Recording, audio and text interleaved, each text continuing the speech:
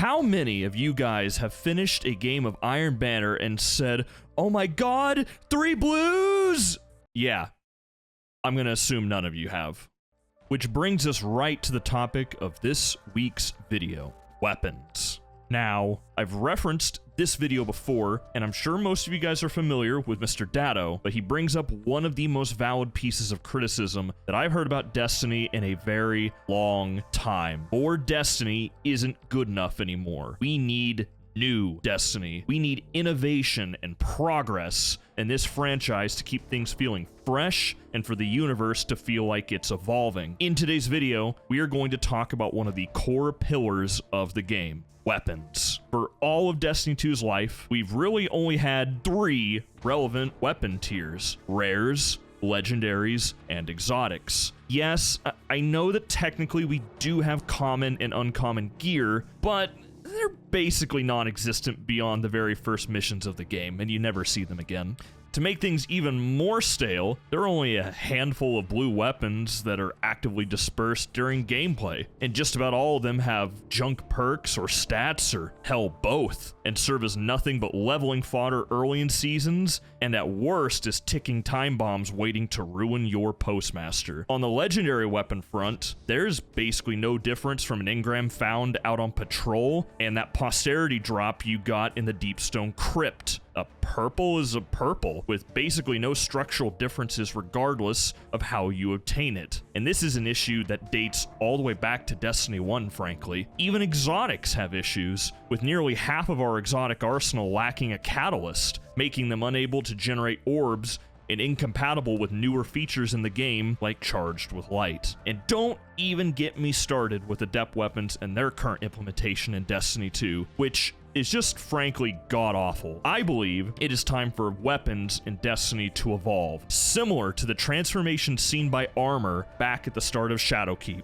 I'm going to lay out how I would implement weapons 2.0 and how we could revolutionize loot in this game. We're going to talk about how we can improve rare weapons and make them relevant, how we can improve legendary weapons and make them more customizable, and we'll discuss 2 brand new tiers of weapons that would be earned specifically from endgame activities: Pinnacle weapons and Adept weapons. And finally, we'll take a look at our exotics and implement some much needed quality of life improvements on that front. With all that said, let's jump in.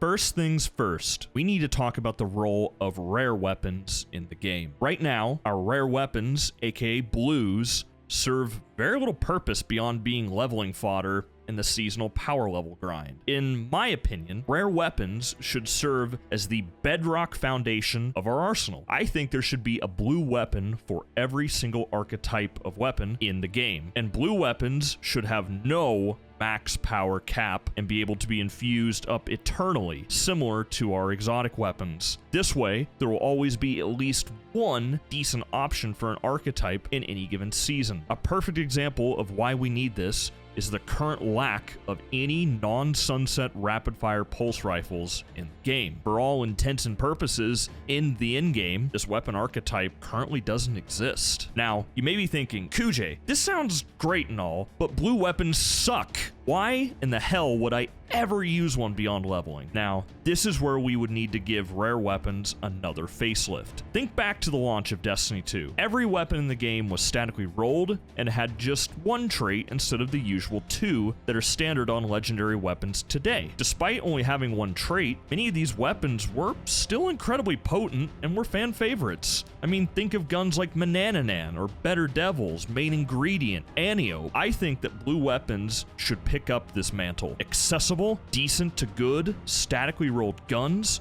and all archetypes that serve both as a great starting point for new players gearing up, but also contain some gems and workhorse guns used by players either out of preference or when a gap in the higher weapon tiers exists due to the nature of sunsetting. And also, don't forget that there have been times in which blue gear itself was relevant in Destiny 2's past. We've had standout PvP blue weapons like Allegro with opening shot, Aachen with snapshot and an ambush scope, and even Sondok C, which was literally a blue copy-paste of Antiope. Now, it is a bug, but even blue armor has proven to be of interest in the form of the Hunter War Mantis gauntlets, which can roll with absurdly high mobility, resilience, or recovery. Now, rare weapons in this new role as a foundational arsenal, as well as gap fillers for higher weapon tiers in the endgame, should also receive a couple of buffs to be commensurate in this role. First, rare weapons should be given a standard mod slot like our current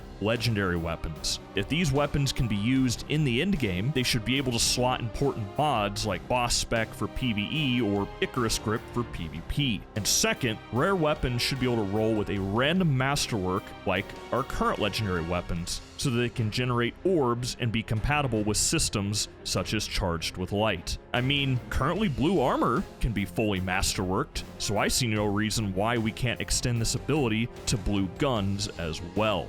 Within this system, the gunsmith would sell each blue weapon after a player's acquired it out in the wild. That way you can easily reacquire any blue weapon at any time and or roll for a different masterwork. This way, you don't need to keep a roll of each blue weapon in your vault waiting for a season in which you might want to use it in in-game content. And finally, for experienced players who have acquired all the rare weapons in the game, an option to auto-dismantle blue gear would be made available in the settings tab. This way, a newer player doesn't activate this feature by mistake, and for more experienced players, they could turn this on and off at will, and would instead receive gunsmith materials directly anytime they earn a blue engram, saving countless hours of dismantling unwanted junk and never having to fear for your postmaster space again.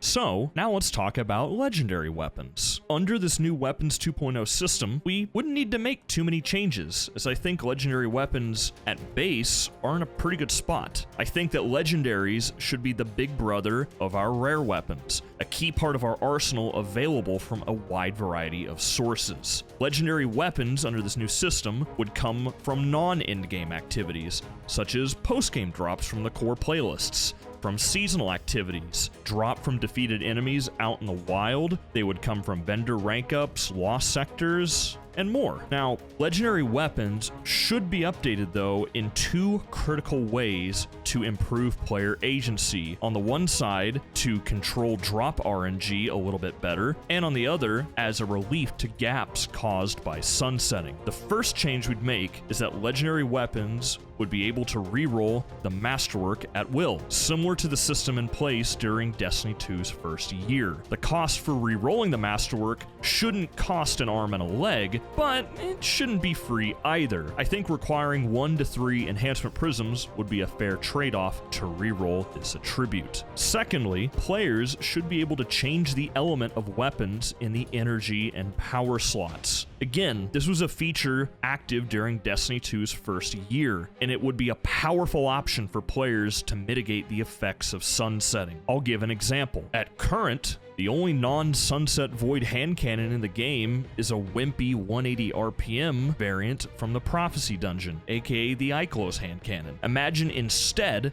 having the ability to change the element of your Arc Nation of Beasts to void to serve you in in-game activities with match game like the Nightfall Ordeal. And I think that the cost of changing the element of a weapon should be identical to the cost of changing the element of a piece of armor, which is an upgrade module plus the cost of any masterwork materials already invested into the piece of gear. With these simple changes, legendary weapons would become far more customizable and would give players some more options to deal with the effects of sunsetting.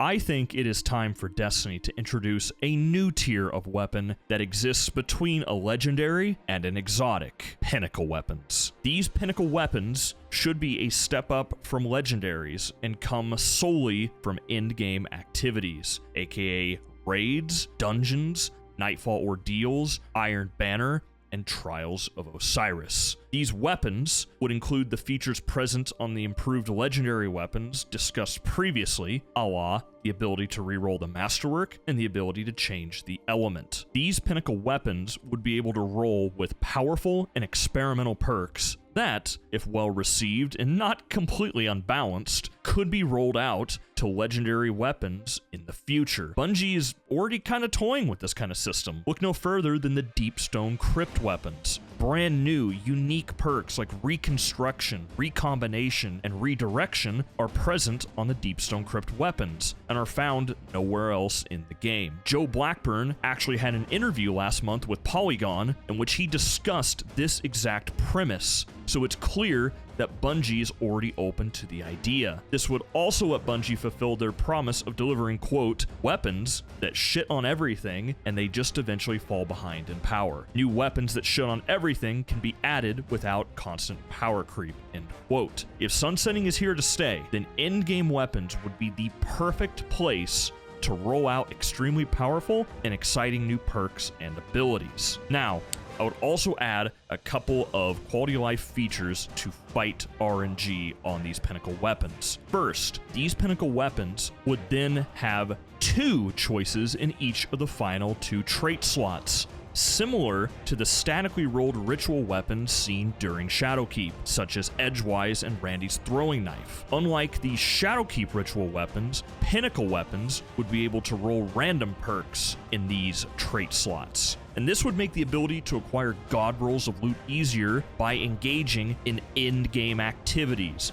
providing more motivation for players to reach the true endgame grind of Destiny. And secondly, these Pinnacle weapons would then also have the ability to reroll one of the perk nodes on the gun. Once a player has rerolled a perk node, that player would only be able to reroll that same exact perk node in the future. The cost for rerolling a perk node would be heavy, costing an Ascendant Shard for each reroll. This way, most players will not be able to reroll a perk on every single Pinnacle weapon they earn, and would instead be incentivized only to reroll a perk node on weapons that are, quote, 4 out of 5 god rolls. You know, the ones that are just 1 perk off. Oh man, getting Mindbenders without quick draw was horrible. Anyway, this rerolling behavior would be intrinsically tied to running in-game activities, such as Nightfall Ordeals and Trials of Osiris, to acquire Ascendant Shards to fuel this ability to curb bad RNG. And this would indirectly help to mitigate the effects of sunsetting, since it would be easier to control RNG on your drops by engaging in in-game, and it would allow you to get your god roll faster and let you spend more time wrecking shop with it before it falls behind in power level. And finally, Pinnacle weapons should come with an additional intrinsic perk that is relevant only to the activity in which the weapon was acquired. For example, a posterity acquired from Deepstone Crypt could roll with an intrinsic trait that only works within the raid,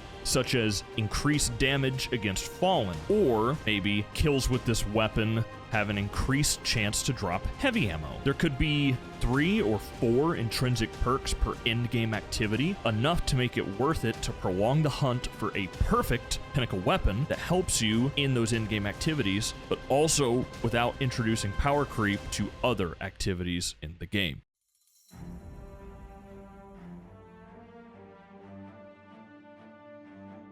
Now, let's talk about the current red-headed stepchild in the room, Adept weapons. Right now, Adept weapons are identical to legendary weapons in all but 3 ways. They have a unique shader to that Adept weapon. The mod slot has the ability to slot Adept mods, and when masterworked, the Adept weapon provides +10 to 1 stat and then +3 to all the other stats. And considering how potent our current mods are, with standouts like Boss Spec in PvE and Icarus Grip in PvP, the vast majority of Adept mods just aren't worth running over these base mods, making the Adept weapons just straight up not worth the effort to currently acquire them. So let's change that and make Adept weapons truly the highest tier of weapon in the game. For starters, I would have Adept weapons just be the true +1 version of the Pinnacle weapons which already drop from in-game activities. This would mean that there would be an Adept weapon version of every Pinnacle weapon in the game. This would mean that Adept weapons would be obtainable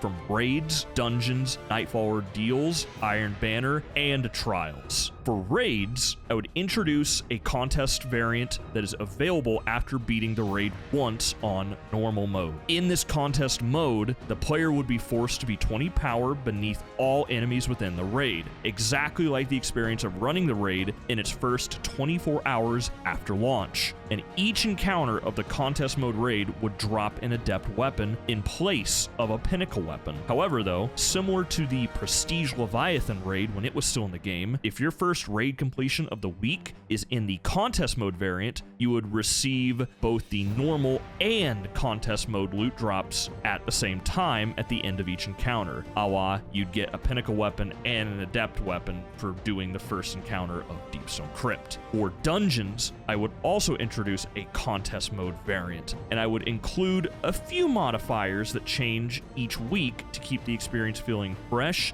and have dungeons be the in-between of raids, which would only have the contest modifier, but have 6 people and complex mechanics, and Nightfall ordeals, which are only 3-man activities. The mechanics are much simpler, but these have the contest modifier already. They have a ton of other modifiers, and they have champions. Now, for Nightfall ordeals, I would provide a chance of an Adept weapon to drop upon simple completion of a Grandmaster ordeal, and this chance would become a guaranteed Adept weapon drop with platinum completion in which all champions are defeated. For Iron Banner, I would include Adept weapon bounties available for pickup from Lord Saladin after completing the 4 normal weekly bounties on a character. These bounties could be made slightly grindier than the normal weekly bounties to account for Iron Banner being a more relaxed and oftentimes solo experience. And for Trials of Osiris, you would be guaranteed an Adept weapon to drop from the Flawless chest at the Lighthouse. Now, Adept weapons would retain all the previously discussed features of Legendaries and Pinnacles under this new Weapon 2.0 system, a la being able to reroll the Masterwork, being able to change the element, having 2 perk nodes per trait column, the ability to reroll 1 perk node, and have an intrinsic perk to the activity the weapon was acquired from. And Adept weapons would then boast 4 final exclusive features. First, Adept weapons would come with a unique shader present only on that weapon, like how our Trials Adept weapons are currently. The second feature is that Adept weapons would have a Masterwork that grants +10 to 1 stat and +3 to all other stats, again, as Trials Adept weapons are currently. And then the 2 big new things that I would implement is that Adept weapons should have a second mod slot that only comprises the Adept mods. That way, say next season you get an Adept Palindrome, you would have the ability to run both Icarus Grip and something like Adept Range, making the Adept weapon a true upgrade over its Pinnacle counterpart and truly worth the chase. And finally, I think Adept weapons should have a higher maximum power cap than their Pinnacle counterparts, and would be good for 6 seasons total instead of just 4. In this example, an Adept Summoner would have a max power cap of 1710 and expire in Season 17, whereas a normal Summoner would have a max power cap of 1410 and expire in Season 15. This would mean that if a player engages in the highest tiers of endgame content, they would be rewarded with gear that can be used for a longer period of time and serve as yet another partial mitigation of sunsetting. And now I'll go ahead and mention our exotic weapons here, because exotic weapons for the most part are the weapon tier that is currently closest to being where they belong, but I've got one major gripe, and that's about half of all our exotic weapons in the game do not have a catalyst and therefore cannot be masterworked. This lack of masterwork prevents many of our exotics from being able to generate orbs, and as such, our subpar options to use with newer systems like Charged with Light. I think that there'd be no harm in changing all exotics to have a kill tracker and the ability to generate orbs by default. And catalysts would be reserved for adding extra stats or perks to exotic weapons in the future. And that is that. Thank you all so much for joining me on this adventure into how we could make our weapons in Destiny 2 much more interesting. The loot structure surrounding weapons has been more or less unchanged since the launch of Forsaken years ago, and considering that the shooting mechanics are what Destiny does best, the time feels right to see some innovation on this front. These changes would help to give increased agency to the players in their grind for god-tier weapons, and I think would help to smooth over some of the holes and pain points of weapon sunsetting. With these changes to weapon rarity, I now feel confident in discussing how we can improve and innovate on other aspects of the game, such as raids, dungeons, Iron Banner, and even Trials of Osiris. I know I said it last week, but I want to reiterate just how crazy your support has been on my first month on YouTube. We are already pushing close to the 10,000 subs mark. You guys are insane. Like, I could never have hoped for this much success this early on. Thank you guys so much. Thank you. I can't wait to keep making more content for all of you guys to enjoy in the very near future. Keep letting me know how I can improve down in the comments, and I hope to catch you all in the next one. This has been your host, Kujay. Cheers.